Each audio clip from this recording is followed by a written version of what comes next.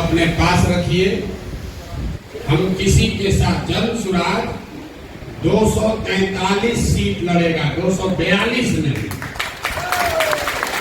आपने कहा कि गठबंधन इसका राजनीति कीजिए। हम आपको एक उदाहरण दे देते हैं, आपकी इतनी राजनीतिक समझ हमको नहीं है, लेकिन एक छोटा सा आपको उदाहरण दे देते हैं।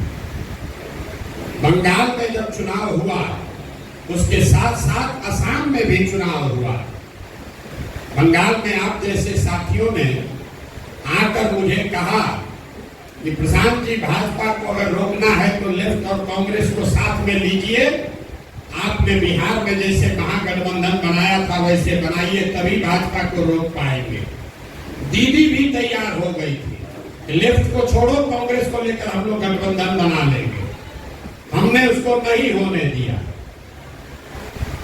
लेकिन कांग्रेस के लोगों ने असम में महागठबंधन बनाया। बदरुद्दीन जी और सारे लोग साथ में आए। नतीजे क्या आए? असम में भाजपा की सरकार बनी और बंगाल में हमने भाजपा को रौंद दिया। कांग्रेस और लेफ्ट को जीरो सीट लाए, जीरो। अब इस पर आ रहे हैं, ताली आप बजाइएगा। बंगाल में 27% मुसलमान है, असम में 38% मुसलमान है।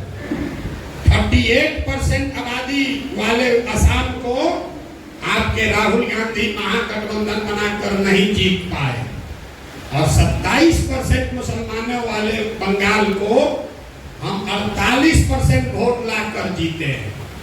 क्योंकि हमने मुसलमानों के वोट के नाम पर नहीं जीते हैं।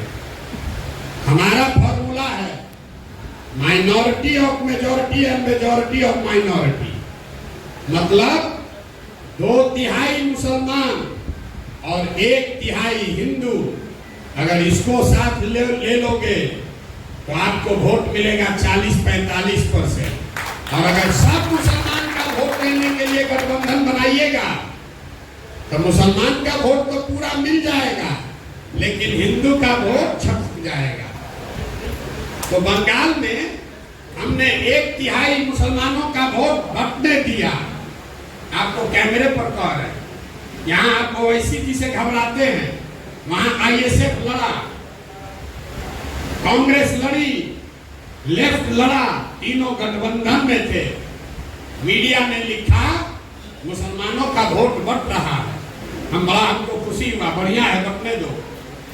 मुसलमान का 1/3 वोट गया उधर, लेकिन 2/3 वोट रहा टीएमसी के साथ, और 1/3 हिंदुओं का वोट हमको मिल गया।